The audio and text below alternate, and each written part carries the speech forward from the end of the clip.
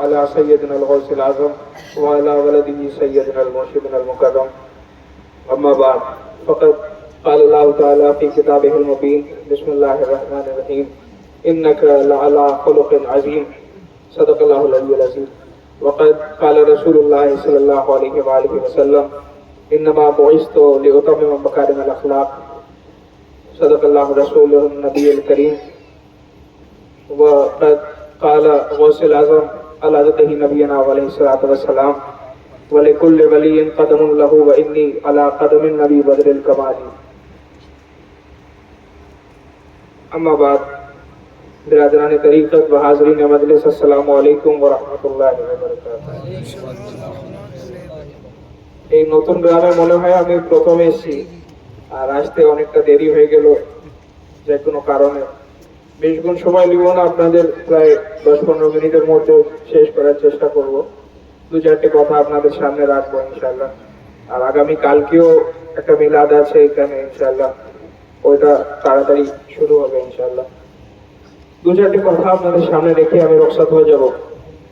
এখানে আমি কোরআন পাকের একটা আয়াত পাঠ পড়লাম আপনাদের সামনে, সূরা কালামের মধ্যে 4th আয়াত সূরা কালামের। আল্লাহ পাক বলছেন যে ইন্নাকা লাআলা খুলুকিন আযীম, যে অবশ্যই আপনি সর্বশ্রেষ্ঠ চরিত্রের অধিকারী।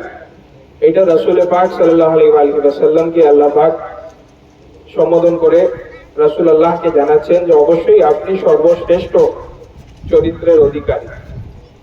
তো রাসূল পাক সাল্লাল্লাহু আলাইহি ওয়াসাল্লাম এর যে চরিত্র আছে, যে ব্যবহার আছে, যে আখলাক আছে, সেটা আমাদের সকলের জন্য রোল মডেল। রাসূল পাক সাল্লাল্লাহু আলাইহি ওয়াসাল্লামের ব্যবহারের কারণে আজকে ইসলাম ছড়িয়েছে, আমরা জানি। সেই ব্যবহারটা সকল আউলিয়ায়ে কামিলিনদের মধ্যে, মাওলা আলী আলাইহিস সালাতু ওয়াস সালাম থেকে নিয়ে হুজুরে গাউসে পাক থেকে নিয়ে যত আউলিয়ায়ে কামিলিনরা এসেছেন, সবারই মধ্যে এই আখলাক দেখা যায়। রাসূল পাক সাল্লাল্লাহু আলাইহি ওয়াসাল্লামের আখলাক। হুজুর সাল্লাল্লাহু আলাইহি ওয়াসাল্লাম বলছেন যে যার মধ্যে দুটো জিনিস নেই সে আমাদের মধ্যে নেই। তখন সাহাবীরা জিজ্ঞাসা করেন, ইয়া রাসূলুল্লাহ, কোন জিনিস? তো হুজুর সাল্লাল্লাহু আলাইহি ওয়াসাল্লাম বলছেন যে আমাদের বুড়োদের সম্মান করে না এবং বাচ্চাদেরকে প্রেম ভালোবাসা দেয় না, সে আমাদের মধ্যে নেই। রাসূল পাক সাল্লাল্লাহু আলাইহি ওয়াসাল্লাম বলছেন যে আমার ধর্মে দুটি জিনিস আমাকে সব থেকে ভালো লাগে, সব থেকে বেশি ভালোবাসি, দুটো জিনিস যেটা অন্য কোনো ধর্মে নেই। তো সাহাবীরা জিজ্ঞেস করেন, ইয়া রাসূলুল্লাহ কি? হুজুর সাল্লাল্লাহু আলাইহি ওয়াসাল্লাম বলছেন যে চেনা অচেনা ব্যক্তি সকলকে দেখে সালাম করা, তাদেরকে দেখে সালাম করা এবং ক্ষুধার্ত ব্যক্তিকে খাবার খাওয়ানো, এই দুটো জিনিস আমাকে সব থেকে বেশি ভালো লাগে। তো রাসূল পাক সাল্লাল্লাহু আলাইহি ওয়াসাল্লাম যে ব্যবহার করতেন মানুষ এর সাথে, সেই ব্যবহারটা আমাদের জন্য রোল মডেল আছে। রাসূল পাক সাল্লাল্লাহু আলাইহি ওয়াসাল্লামের হাদিস শরীফে আছে, হুজুর সাল্লাল্লাহু আলাইহি ওয়াসাল্লাম বলছেন মুসনাদে আহমদের মধ্যে যে ইন্নামা বুইসতু লিউতাম্মিমা মাকারিমাল আখলাক, বলছেন যে অবশ্যই আমাকে পাঠানো হয়েছে সর্বশ্রেষ্ঠ চরিত্রকে পূর্ণতা দান করার জন্য। যখন সাহাবীরা জিজ্ঞাসা করলেন, ইয়া রাসূলুল্লাহ, আপনার উদ্দেশ্য কি আছে, ইসলামের উদ্দেশ্য কি? তো হুজুর সাল্লাল্লাহু আলাইহি ওয়াসাল্লাম বলেন যে আমি সর্বশ্রেষ্ঠ চরিত্রকে পরিপূর্ণতা দান করার জন্য আল্লাহ পাক আমাকে পাঠিয়েছেন। যদি মানুষকে জানতে হয় যে কিভাবে দুনিয়ায় জীবন যাপন করতে হবে, কিভাবে আখলাক রাখতে হবে, মানুষের সাথে ভালোবাসার ব্যবহার কিভাবে রাখতে হবে, তখন রাসূল পাক সাল্লাল্লাহু আলাইহি ওয়াসাল্লামকে দেখতে হবে। এবং হোসনে আখলাক প্রায় লোকের মধ্যে হয়। আখলাক মানে ব্যবহার, হোসনে আখলাক মানে ভালো ব্যবহার। ভালো ব্যবহারের পরিচয় কি? কেউ আপনার সাথে ভালো ব্যবহার করলে, ভালো আচরণ রাখলে আপনি সেই ব্যক্তির সাথে ভালো আচরণ রাখবেন, ভালো ব্যবহার করবেন। কেউ আপনাকে ভালোবাসলে আপনি তাকে ভালোবাসবেন, কেউ আপনাকে সম্মান দিলে আপনি তাকে সম্মান দেবেন। কিন্তু এইখানে রাসূল পাক বলছেন যে মাকারিমুল আখলাক, আহসানুল আখলাক বলেন নাই, রাসূলুল্লাহ বলছেন যে মাকারিমুল আখলাক মানে সব থেকে করিম আখলাক। তার মানে যে ব্যক্তি আপনাকে কষ্ট দিচ্ছে তার সাথেও আপনি ভালো আচরণ করবেন, সেইটাকে বলা হয় মাকারিমুল আখলাক। সেই জিনিসটা রাসূল পাক সাল্লাল্লাহু আলাইহি ওয়াসাল্লাম দেখাচ্ছিলেন। যখন একটা মহিলা সে নিজের দেশ ত্যাগ করে চলে যাচ্ছিল মক্কা থেকে, খুব মশহুর বাটে আছে, সেই মহিলা আরে বোঝা নিয়ে সে গরমের দিনে রোদের মধ্যে সে হেঁটে হেঁটে চলে যাচ্ছিল। তো রাসূলুল্লাহ ওকে দেখলেন, খুব কষ্ট হচ্ছিল সেই মহিলা। হুজুর বললেন যে কি ব্যাপার, তুমি কোথায় যাচ্ছ? তো সেই মহিলা বলল যে একজন নবী এসেছেন, উনি নবুয়তের দাওয়া করছেন, উনি একটা নতুন ধর্ম শিখাচ্ছেন, মানুষকে ইসলাম শিখাচ্ছেন। আমি নিজের বাপ দাদার ধর্মকে খুব ভালোবাসি, আমি ওই ধর্মে যেতে চাই না। শুনেছি ওনাকে যে দেখে সে সঙ্গে সঙ্গে ওনার কালমা পড়ে, সে মুসলমান হয়ে যায়। তো ওনার অত্যাচারে অতিষ্ঠ হয়ে আমি চলে যাচ্ছি। তো রাসূলুল্লাহ বললেন, কোথায় যাচ্ছ? সে মহিলা বললো, অমুক অমুক জায়গায়। আমি কোন এক জায়গায় নাম করলো। তো রাসূলুল্লাহ বললেন যে যদি তুমি চাও তাহলে তোমার বোঝাটা আমি তুলে তোমার সঙ্গে যাই। তুমি ওগুলো কয়েক কোষ রাস্তা, অনেক দূরের রাস্তা, তুমি আমার সঙ্গে যাবে? তো রাসূল পাক বললেন যে অবশ্যই। আমি তোমাকে দেখা যাচ্ছে না, মায়া লাগছে খুব, তুমি এই রোদের মধ্যে এত দূর যাবে? তো হুজুর তার বোঝাটা নিয়ে ওর সঙ্গে সঙ্গে গেলেন। যেখান পর্যন্ত সে মহিলা বললো যে হ্যাঁ এখান পর্যন্ত যেতে হবে, সেখানে রাসূলুল্লাহ গেলেন, সেখানে ওর বোঝাটা নামালেন এবং বললেন তাহলে এবারে আমি আসি। তো সেই মহিলাটা তখন বলছে যে আমি তো কোনো পারিশ্রমিক আপনাকে দিতে পারবো না, কম করে আপনার নামটা বলেন, আমি মনে রাখবো যে হ্যাঁ এমন একজন ব্যক্তি আমার সাহায্য করেছিল। তখন রাসূল পাক সাল্লাল্লাহু আলাইহি ওয়াসাল্লাম বলছেন যে সেই মোহাম্মদ আরবি যার তুমি দুর্নাম করছিলে কিছুক্ষণ আগে, যে তার ব্যবহারের কারণে, তার অত্যাচারের কারণে আমি অতিষ্ঠ হয়ে চলে যাচ্ছি, আমি সেই মোহাম্মদ আরবি আছি। সঙ্গে সঙ্গে সেই মহিলা হুজুরের হাতে চুম্বন দিল, হুজুরের পায়ে চুম্বন দিল, বায়াত করলো, সঙ্গে সঙ্গে ইসলাম মোশাররফ ইসলাম হলো। এরকম বিভিন্ন ওয়াকিয়া দেখা যায়। একটা মহিলা হুজুরের সাথে খারাপ ব্যবহার করতো, হুজুরের গায়ে খারাপ নোংরা জিনিস ফেলতো। সে যখন অসুস্থ হয়ে গেল, রাসূল পাক সেখানে গেলেন এবং তাকে দেখতে গেলেন, বলেন তুমি আজকে অসুস্থ হয়েছো, তোমাকে দেখতে এসেছি। এইভাবে ইসলাম ছড়িয়েছে রাসূল পাকের ব্যবহারে সাল্লাল্লাহু আলাইহি ওয়াসাল্লাম। যখন তায়েফে রাসূল পাক এক জায়গায়, তায়েফ নামক একটা জায়গায় হুজুর গিয়েছিলেন ইসলামের তাবলীগের জন্য, সেখানে কিছু মানুষরা হুজুর সাল্লাল্লাহু আলাইহি ওয়াসাল্লামের উপরে পাথর ছুঁড়ে মেরেছিলেন। উনি হাত যখন তুললেন তো লোকরা ভাবলো যে হয়তো রাসূল পাক বা দোয়া করবেন, কিন্তু রাসূল পাক সাল্লাল্লাহু আলাইহি ওয়াসাল্লাম রাহমাতুল আলামিন আছেন। উনি সেইখানে দোয়া করলেন যে আল্লাহ, এনারা গোমরাহ আছেন, এনাদেরকে হেদায়েত দেন, এনারা জানেন না যে কি করেছে, আপনি এনাদেরকে হেদায়েত দেন। সেই আখলাক মাওলা আলী আলাইহিস সালামের মধ্যেও আছে। এক সময়কার ঘটনা আছে যে মাওলা আলী আলাইহিস সালাম ছিলেন, রাসূল পাক সাল্লাল্লাহু আলাইহি ওয়াসাল্লাম ছিলেন, সাহাবীরা ছিলেন। সেই সময় একজন এসে সে রাসূল পাককে গাল দিতে লাগলো। রাসূল পাক সাল্লাল্লাহু আলাইহি ওয়াসাল্লামকে খুব খারাপ খারাপ ভাষা বলতে লাগলো। অনেক সাহাবীরা ছিলেন, তো হুজুর সাল্লাল্লাহু আলাইহি ওয়াসাল্লাম কাউকে বললেন না, মাওলা আলী আলাইহিস সালামকে বললেন যে ইফতা কালামিহি, এই জিহ্বাটা কেটে দাও, ইফতা লিসানিহি। রাসূল পাক সাল্লাল্লাহু আলাইহি ওয়াসাল্লাম বললেন। সাহাবীরা ভাবলেন যে রাসূলুল্লাহ এরকম কথা বলছেন, জিহ্বা কেটে দিতে, আর নিশ্চয়ই সে খুব বেয়াদবি করেছিল। মাওলা আলী আলাইহিস সালাম সেই ব্যক্তিকে সঙ্গে করে নিয়ে গিয়ে আগে ওকে জিজ্ঞাসা করলেন, তোমাকে খিদে লেগেছে? সে বলল হ্যাঁ। তো মাওলা আলী আলাইহিস সালাম তাকে ভালো মন্দ খাবার খাওয়ালেন, ওনাকে শরবত পান করালেন। তারপরে বললেন যে তোমার আর্থিক অবস্থা কি রকম আছে? সে বলছে আমি খুবই গরিব ব্যক্তি। মাওলা আলী আলাইহিস সালাম নিজের কাছ থেকে কিছু টাকা পয়সা ওকে দিলেন এবং তাকে বললেন তোমার বাড়ি কোথায়? সে বলছে অমুক গ্রামে আমি থাকি। মাওলা আলী আলাইহিস সালাম বললেন যে তোমার কাছে কোনো সাওয়ারি আছে? তুমি কিসে এসছো? সে বলেছে আমি গরিব মানুষ, আমি হেঁটে হেঁটেই এসেছি। মাওলা বললেন যে আমার ঘোড়া আছে, তুমি আমার ঘোড়া নিয়ে তোমার বাড়ি চলে যাও। সে লোকটা টাকা পয়সা সবকিছু নিয়ে খাওয়া দাওয়া করে মাওলা আলী আলাইহিস সালামের ঘোড়াতে চেপে, ওনারই সোনা টাকা পয়সা মাওলা দিয়েছিলেন, সেই সব নিয়ে সে নিজের বাড়ি চলে গেল। কিছু সাহাবীরা ছিলেন, ওনারা দেখলেন এই তো আজব ঘটনা। রাসূলুল্লাহ বললেন ওর জিহ্বাটা কেটে দিতে, আর মাওলা আলী ওকে খাওয়ান দাওয়ান করালেন, টাকা পয়সা দিলেন, নিজের সাওয়ারি দিলেন, নিজের ঘোড়া দিয়ে ওকে রওনা করে দিলেন বাড়ি যাওয়ার জন্য। এ তো ঠিক জিনিস না, আমরা গিয়ে রাসূলুল্লাহকে বলবো। তো রাসূল পাক সাল্লাল্লাহু আলাইহি ওয়াসাল্লামের কাছে সাহাবীরা গেলেন, বললেন জানেন ইয়া রাসূলুল্লাহ আলী কি করেছেন? হুজুর জিজ্ঞাসা করলেন কি? তখন বলছেন এরকম এরকম ব্যাপার, আপনি ওর জিহ্বাটা কেটে দিতে বলেছিলেন, আলী তো বিপরীত কাজ করলেন, ওনাকে অন্য ওনার দেশে পাঠিয়ে দিলেন, আবার এত টাকা পয়সা দিয়ে, ইনাম দিয়ে, পুরস্কার দিয়ে। তো হুজুর বললেন ঠিক আছে, কালকে তো আলী আসবে তোমাদের সামনে, আলীকে আমি ডাকবো, ওকে জিজ্ঞাসা করবো এরকম কাজ কেন করবো। তখন পরের দিন যখন মাওলা আলী আলাইহিস সালাম আসলেন, সাহাবীরা আসলেন, তখন রাসূল পাক তখন মাওলা আলীকে বললেন যে আলী ইনাদেরকে বলে দেন যে আপনি কেন এই কাজটা করেছেন। হুজুর নিজে বলছেন না যে আমাকে বলো, আলী বলছেন যে আলী ইনাদেরকে বলে দেন। তার মানে রাসূল পাক সাল্লাল্লাহু আলাইহি ওয়াসাল্লাম জানেন যে কেন মাওলা আলী এই কাজটা করলেন। তখন মাওলা আলী আলাইহিস সালাম বলেন ইয়া রাসূলুল্লাহ, আমি সেই ব্যক্তিকে নিজের সঙ্গে নিয়ে এসেছি যার প্রশ্ন এখানে হচ্ছে। সেই ব্যক্তিকে যখন আনা হলো, সে রাসূল পাক সাল্লাল্লাহু আলাইহি ওয়াসাল্লামের শান পাকে একটা নাত শরীফ লিখে নিয়ে আসলো, কবিতা, এবং সে রাসূল পাককে শোনালো। মোশাররফ ভাই ইসলাম হলো, কলমা পড়লো, রাসূল পাকের সঙ্গে থাকতে লাগলো, হুজুরের সাহাবী হয়ে গেল। তো যখন মাওলা আলী তখন বললেন যে ইয়া রাসূলুল্লাহ, ইয়া হাবিবাল্লাহ, আপনি যখন বললেন যে অমর ব্যক্তির তুমি জিভটা কেটে দাও, তো আমি বুঝতে পারলাম ইয়া রাসূলুল্লাহ আপনি কি বলতে চেয়েছিলেন।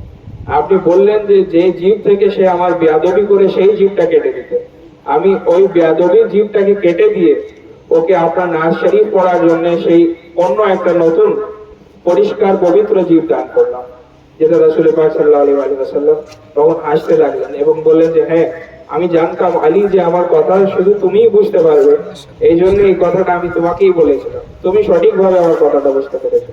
উনি মাওলা আলী আলাইহিস সালাতু ওয়াস সালামের কারণে মোশাররফ ভাই ইসলাম হলেন এবং নাজ শরীফ লিখতে লাগলেন। রাসূল পাকের শানে বিভিন্ন নাজ শরীফে সাহাবীরা লিখেছিল।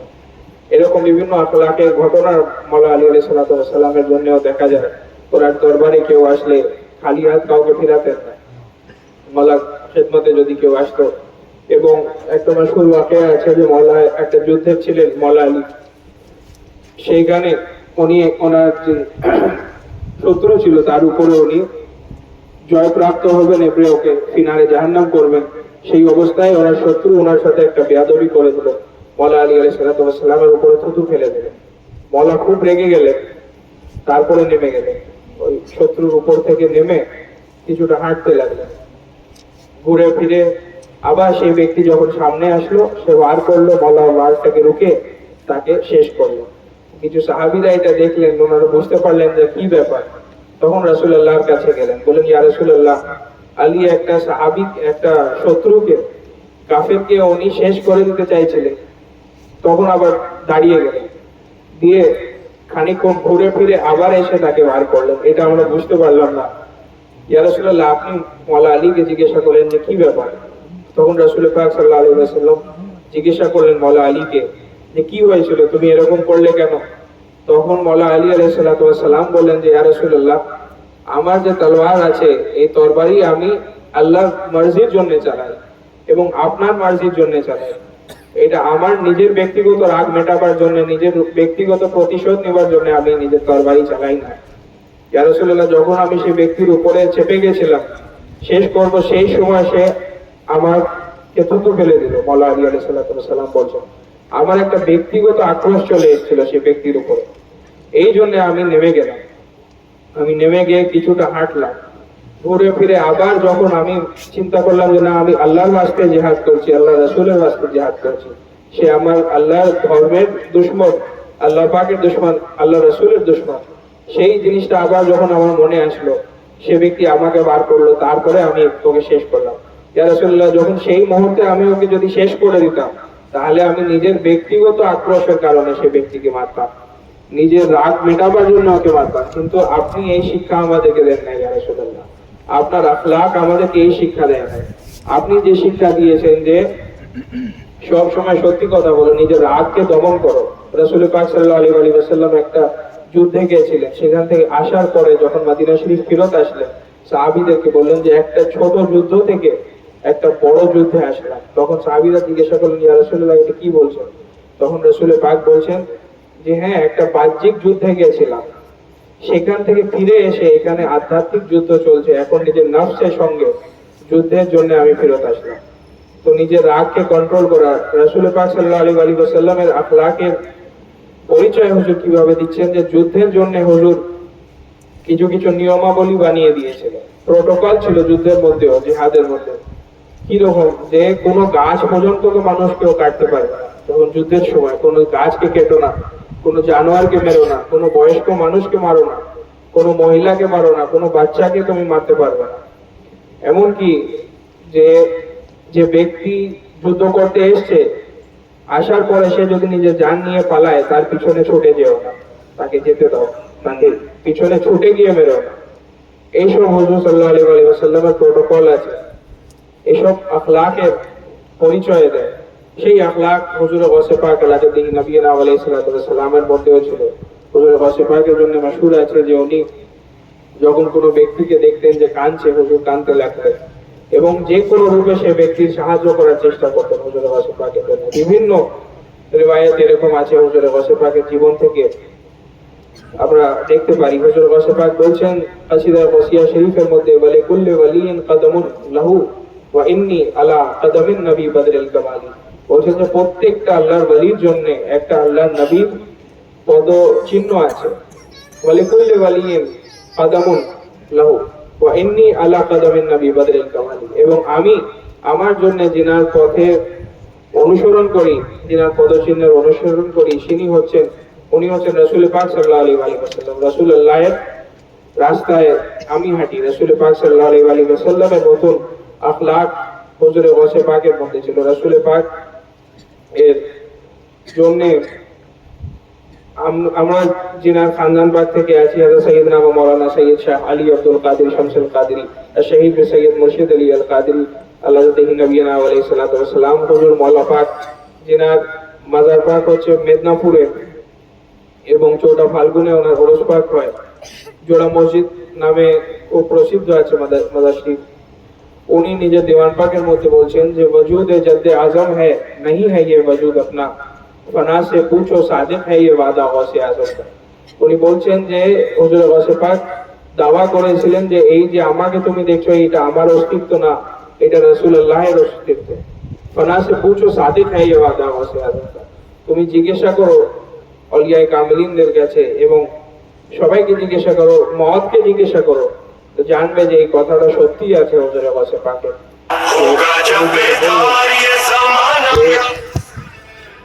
এই যে তোমরা আমাকে দেখছো এটা আমাকে না, এটা রাসূলুল্লাহকে দেখছো। যখন হুজুর গাউসে পাক কথা বলতেন তো মওলা আলী আলাইহিস সালাতু ওয়াস সালামের কণ্ঠে, রাসূল পাক সাল্লাল্লাহু আলাইহি ওয়াসাল্লামের কণ্ঠে, যখন হুজুর গাউসে পাক বক্তৃতা করতেন 70,000 মজমা শুনতো, 70,000 জন ওনার বক্তৃতা শুনতেন। এবং যে সবারই আগে যিনি বসে থাকতেন, উনি যেভাবে হুজুর গাউসে পাকের বক্তৃতা শুনতেন, সবারই পিছে যে ব্যক্তি বসতো পিছনে, সেও গাউসে পাকের বক্তৃতা সেইভাবেই শুনতো। সেই সময় কোনো লাউড স্পিকার ছিল না, কোনো মাইক ছিল না, কিন্তু গাউসে পাকের এটা মুজিজা। রাসূল পাক সাল্লাল্লাহু আলাইহি ওয়াসাল্লামের কণ্ঠ ছিল হুজুর গাউসে পাকের মধ্যে। উনি বলছেন যে আমি স্বপ্নে দেখলাম যে রাসূলুল্লাহ এসেছেন, এবং উনি জিজ্ঞাসা করছেন যে আব্দুল কাদের তুমি বক্তৃতা করো না কেন? তখন আমি বললাম ইয়া রাসূলুল্লাহ ইয়া হাবিবাল্লাহ, আমি একটা আজামি আছি, ইরানে জন্ম হয়েছে, আমি অত সুন্দর আরবি বলতে পারি না। আরবদের সামনে বাগদাদে আমি বক্তৃতা করব, এদের মাতৃভাষা আরবি, এদের সামনে আমি আরবি বলতে একটু আমাকে লজ্জা বোধ হয়। তখন রাসূল পাক সাল্লাল্লাহু আলাইহি ওয়াসাল্লাম বললেন তুমি কোনো সময় লজ্জা করবে না, তুমি আমার খানদানের ছেলে। হুজুর রাসূল পাক সাল্লাল্লাহু আলাইহি ওয়াসাল্লাম নিজের থুতু মোবারক লোয়াবে দাহান হুজুর গাউসে পাকের মুখ মোবারকে দিলেন 7 বার, এবং ওনার চলে গেলেন। তারপরের দিন উনি স্বপ্ন দেখছেন যে মওলা আলী আলাইহিস সালাতু ওয়াস সালাম এসেছেন, এবং উনি একই প্রশ্ন করলেন যে আব্দুল কাদের তুমি কেন বক্তৃতা করো না? তখন হুজুর গাউসে পাক একই কথা বললেন। তারপরে মওলা আলী আলাইহিস সালাতু ওয়াস সালাম নিজের লোয়াবে দাহান মওলা আলী আলাইহিস সালাতু ওয়াস সালাম দিলেন হুজুর গাউসে পাকের মুখ মোবারকে, এবং উনি 6 বার দিলেন। তখন গাউসে পাক জিজ্ঞাসা করলেন যে মওলা আলী আপনি তো 6 বার আমাকে লোয়াবে দাহান দিলেন এবং রাসূলুল্লাহ 7 বার দিয়েছিলেন, এর কারণ কি? তখন মওলা আলী আলাইহিস সালাতু ওয়াস সালাম বলেন যে এটার মধ্যেও আদব আছে। যেহেতু রাসূল পাক সাল্লাল্লাহু আলাইহি ওয়াসাল্লাম 7 বার তোমার মুখে লোয়াবে দাহান দিয়েছিলেন, ওই জন্য ওনার থেকে কম বার আমি দিলাম, এর মধ্যেও আদব আছে। তো হুজুর গাউসে পাকের যে কথোপকথন ছিল ঠিক সেরকম, হুজুর গাউসে পাকের ব্যবহার ছিল ঠিক রাসূল পাক সাল্লাল্লাহু আলাইহি ওয়াসাল্লামের মতো। এবং হুজুর গাউসে পাকের জন্য মাশহুর আছে যে হুজুর গাউসে পাকের জিসমে মুবারকে কোনো সময় মাছি বসে নাই। রাসূল পাক সাল্লাল্লাহু আলাইহি ওয়াসাল্লামের জীবনী যদি দেখা হয়, রাসূল পাকের জন্যও মাশহুর আছে যে ওনার জীবনে কোনো সময় মাছি বসে নাই, কেন মাছি নাপাক জায়গায় বসে। এবং হুজুর গাউসে পাক যখন জন্মান, হুজুর গাউসে পাকের জন্ম থেকেই ওনার স্কন্দ মুবারকে রাসূল পাকের পা মুবারকে ছাপ ছিল। এবং ঠিক সেরকমই যখন রাসূল পাক সাল্লাল্লাহু আলাইহি ওয়াসাল্লাম জন্মান, রাসূল পাকের স্কন্দ মুবারকে ছিল আপনার মোহরে নবুয়ত। এইসব কেন হুজুর গাউসে পাকের স্কন্দ মুবারকে রাসূল পাকের পা মুবারকে ছাপ এই কারণে ছিল, এটা মওলা পাক বলছেন, যিনি মেদিনীপুরের মাটিতে শুয়ে আছেন, এটা আমার কথা না। যখন রাসূলুল্লাহ সাল্লাল্লাহু আলাইহি ওয়াসাল্লাম মেরাজ শরীফের রাত্রে, এই আগামী রজব মাসে 27 রজবের মেরাজের রাত আসে, সেই রাত্রে যখন রাসূলুল্লাহ গেলেন আল্লাহ পাকের সাথে দিদারে, তো বুরাকে করে গিয়েছিলেন। সিদরাতুল মুনতাহা হচ্ছে আমাদের কায়নাতে, ইউনিভার্সের শেষ পয়েন্ট। তারপরে কোনো ব্যক্তি বা কোনো ফেরেশতার ক্ষমতা নেই যে তার থেকে বিয়ন্ড যাবে, তার বাইরে কেউ যেতে পারে। তো সিদরাতুল মুনতাহায় জিবরিল আমিন পৌঁছাবার পরে উনি বলেন, ইয়া রাসূলুল্লাহ, যদি এর থেকে আমি আগে যাই তাহলে আমি কিন্তু পুড়ে ছাই হয়ে যাবো, খাক হয়ে যাবে। আমি এর আগে যেতে পারবো না, আমার পাখনা পুড়ে যাবে। এরপরে আপনি কি করে যান সেটা আপনি জানেন আর আল্লাহ পাক জানেন, আমি জানি না। সেই সময় হুজুর গৌসে পাক তখন দুনিয়ায় তাশরীফ আনেন নাই, জাহিরি ভাবে হুজুর গৌসে পাক আলমে আরওয়াহে ছিলেন, হুজুর গৌসে পাকের রূহ ছিল। যখন আল্লাহ পাক কোনো মানুষেরই শরীরকে সৃষ্টি করেন নাই, তার আগে সবারই রূহকে আল্লাহ সৃষ্টি করে রেখেছিলেন আলমে আরওয়াহে। এবং সেইখানে প্রত্যেকটা ব্যক্তিকে জিজ্ঞাসা করা হয়েছিল যে তোমাদেরকে দুনিয়ায় পাঠানো হবে, তোমাদেরকে নফস দেওয়া হবে, তোমাদেরকে জিসম দেওয়া হবে এবং তোমাদেরকে পরীক্ষা করা হবে। সকল তখন বলেছিলেন, বলা আমরা সবাই যাওয়ার জন্য রাজি আছি।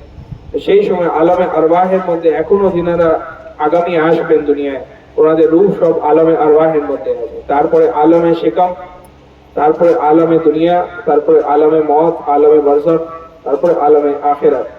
এরকম আলম আছে, এক একটা স্টেজ আছে।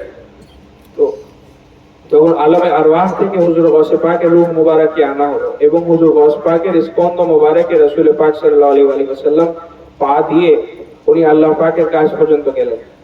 এবং তখন হুজুর গৌসে পাককে রাসূলুল্লাহ জিজ্ঞাসা করলেন যে তুমি কে আসো, তোমার এত ক্ষমতা যে তুমি চলে যাচ্ছ একদম আল্লাহ পাকের কাছে, তোমার ভয় নেই? তখন হুজুর গৌসে পাক এর বলার আগেই তখন জিবরিল আমিন বললেন যে ইয়া রাসূলুল্লাহ, ইয়া হাবিবাল্লাহ, ইনি আপনারই বাগানের একটা ফুল, আপনারই বংশধর এবং ইনি আসবেন সেই সময় যে সময় ইসলাম দিন যেটা আছে সেটা মুর্দা হয়ে যাবে।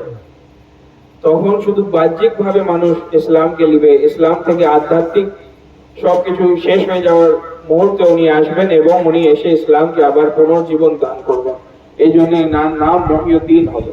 মহিউদ্দিন মানে যে ধর্মকে দ্বিতীয় জীবন দান করে।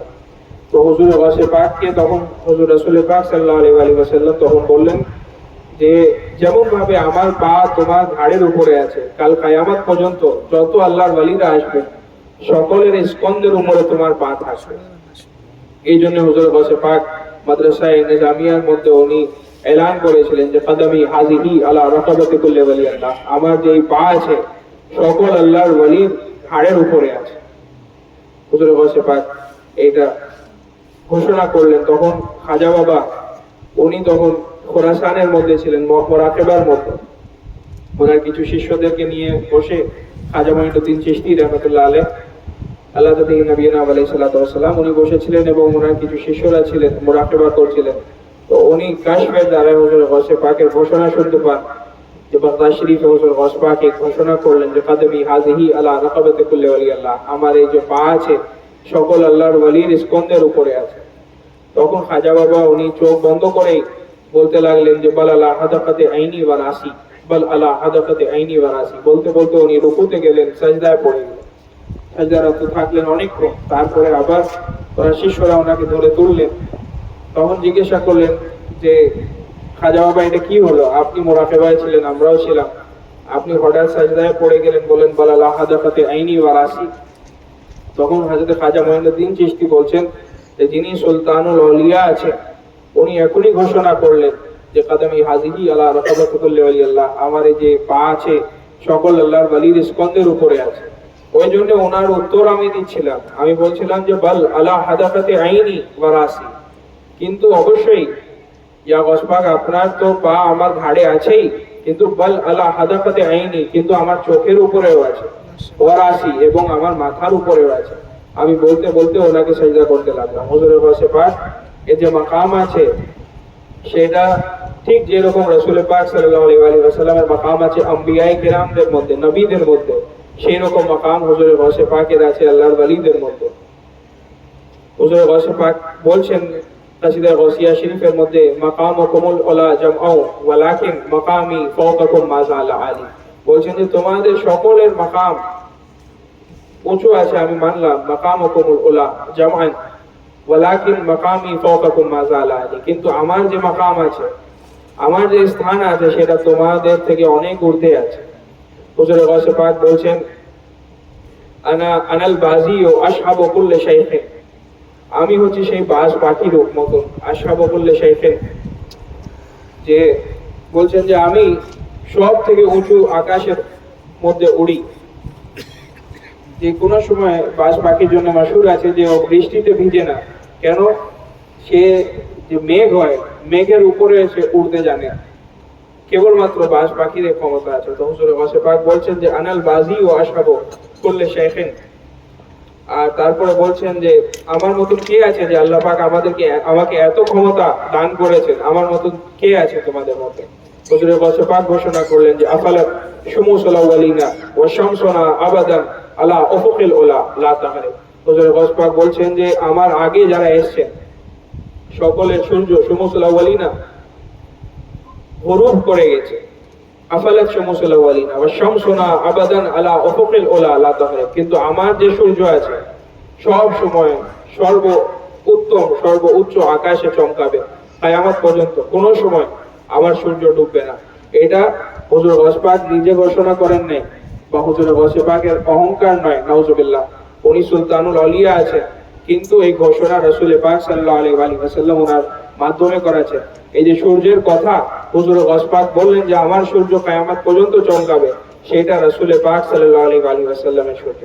রাসূলুল্লাহ সূর্যের মধ্যে বলছেন যে এই সূর্য কিয়ামত পর্যন্ত চমকাতে থাকবে, কোনো সময় ডুববে না। কিছু কিছু লোকরা এটাকে ভুল ভাবে নিয়ে থাকে, কিন্তু গাউসে পাক এটা বলছেন যে এটা রাসূল পাকের সূর্য, যেহেতু হুজুর গাউসে পাক বলছেন। এবং হুজুর মওলা পাক আলা জাতি নবিয়িনা আলাইহিস সালাতু ওয়াস সালাম উনি বলছেন নিজের দীওয়ান পাকের মধ্যে যে নবুওয়াত है हकीकत में विलायत हो तो ऐसी हो, बेऐनी मौजज़ा ये है, करामत हो तो ऐसी हो, ज़मे रफ्तार हजरत जी उठे मुर्दे जो कब्रों से, लबे ईसा ये बोल उठा, करामत हो तो ऐसी हो। বলছেন যে আসলে হুজুর গাউসে পাকের এত মাকাম আছে যে আসলে যদি ওনাকে আল্লাহর নবীদের সমতুল্য বলা হয় এটা ভুল বলা হবে না। নবুওয়াত है हकीकत में, विलायत हो तो ऐसी हो, बेऐनी मौजज़ा ये है, करामत हो तो ऐसी हो। হুজুর গাউসে পাক এত কারামত দেখিয়েছে যে হুজুর গাউসে পাকের যে কারামত পাকগুলোকে সেগুলোকে মওলা পাক বলছেন যে এগুলো মুজিজা আছে। আম্বিয়ায়ে কেরামরা যেসব অলৌকিক ঘটনা দেখান সেটাকে বলা হয় মুজিজা, এবং অলিয়ায়ে কামেলিনরা বুজুর্গানে দ্বীনরা ওনাদের দ্বারা যদি কোনো অলৌকিক ঘটনা ঘটে যায় তাহলে সেটাকে কারামত বলা হয়। কিন্তু এখানে মওলা পাক বলছেন যে বেআইনি মুজিজা ये है, এটা আসলে মুজিজা আছে, करामत हो तो ऐसी हो, तमे रफ्तार हजरत जी उठे मुर्दे जो कब्रों से, लबे ईसा ये बोल उठा, करामत हो तो ऐसी हो। হুজুর গাউসে পাক যখন জিলানে থাকতেন ওনার নানা জানের সাথে হযরত আব্দুল্লাহ সোমাই, হুজুর গাউসে পাক মাতৃকুলে হুজুর ইমামে হোসেন আলাইহিস সালাতু ওয়াস সালামের বংশধর এবং পিতৃকুলে ইমাম হাসান আল মুস্তাফা আলাইহিস সালাতু ওয়াস সালামের বংশধর আছে। তো হুজুর গাউসে পাক এর জন্য এই ওয়াকিয়াটা মাশহুর আছে, এটা বলেই আমি শেষ করব, অনেক রাত হয়ে যাচ্ছে। তো হুজুর গাউসে পাক তখন খেলতে যাচ্ছিলেন, পড়তে যাচ্ছিলেন মাদ্রাসায়। তো ওনার নানা জান ছিলেন হযরত আব্দুল্লাহ সোমাই, উনি আল্লাহর একজন মস্ত বড় বুজুর্গ ছিলেন সেই সময়কার, এবং ওনার আব্বা জান হুজুর গাউসে পাকের যিনি আব্বা ছিলেন উনিও মস্ত বড় বুজুর্গ, হযরত আবু সালেহ মুসা জান কি দোস্ত।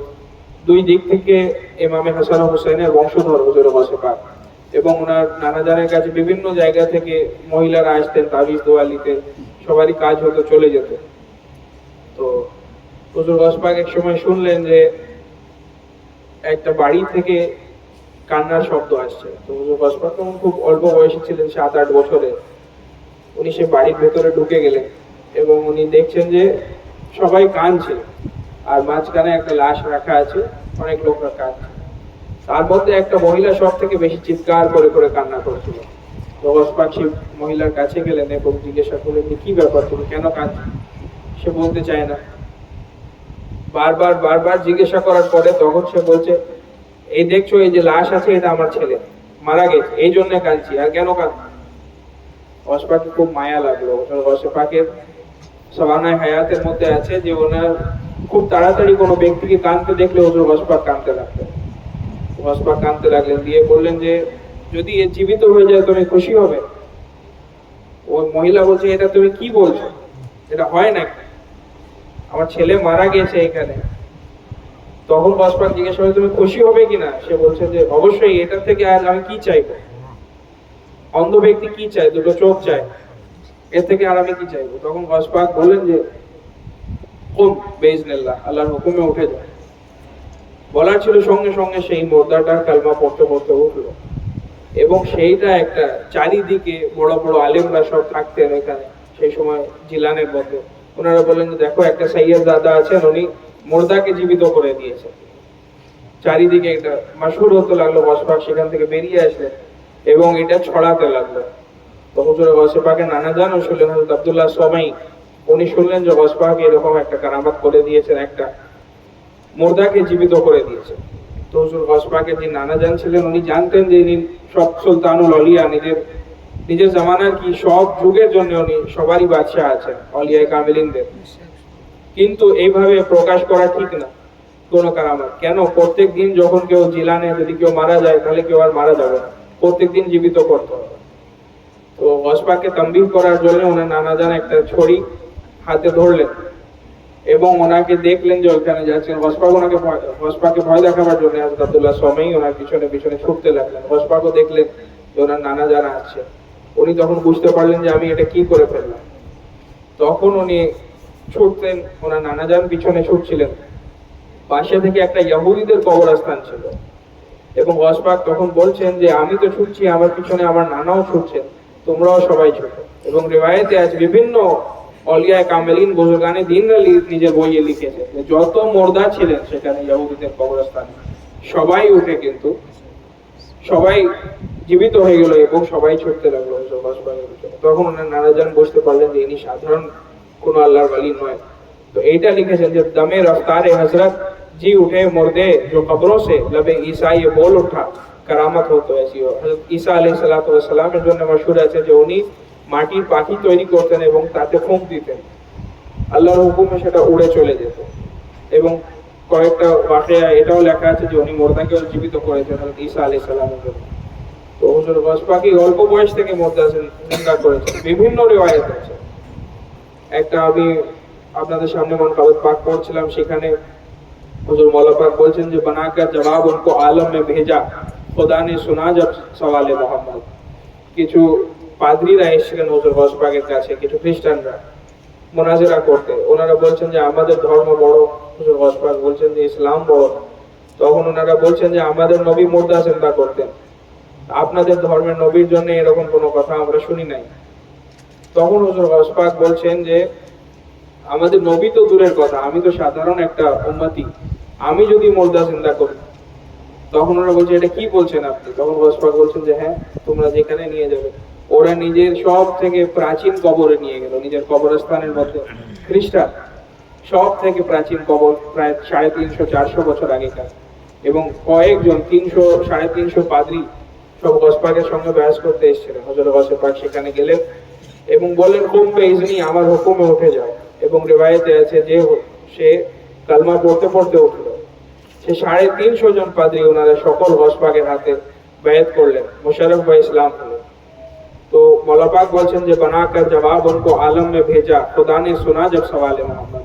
তো ওনাকে উত্তর বানিয়ে পাঠিয়েছেন আল্লাহ পাক।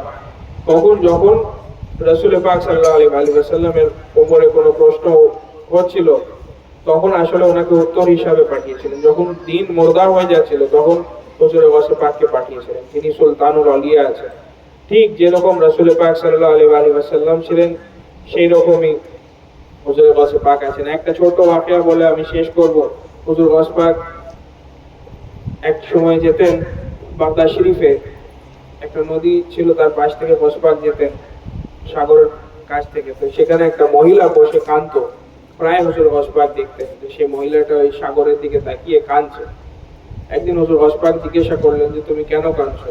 সে মহিলাটা বলে এরকম ব্যাপার, আজ থেকে 12 বছর আগে আমার ছেলে বিয়ে করতে গিয়েছিল। বিয়ে করার পরে সে বাড়ি ফিরছিল এবং সেখানে বরযাত্রী একটা নৌকায় করে, জাহাজে করে সে বাড়ি ফিরছিল। তো সমুদ্রে তখন তুফান আসলো এবং সেই জাহাজটা ডুবে গেল। বউ মারা গেল, ওর স্ত্রী যার সাথে বিয়ে হয়েছিল, বরযাত্রী সবাই মারা গেল, কয়েকশো জন মারা গেছে। তো অসপাক বলছেন যে তুমি এই কারণে কাঁদো প্রত্যেকদিন? বলছে হ্যাঁ, আজকে 12 বছর হয়ে গেছে, কি করব? উনি বললেন যে আল্লাহ পাক বলেছেন যে লা তাকনাতু মির রাহমাতিল্লাহ, আল্লাহর রহমত থেকে নিরাশ হতে নেই।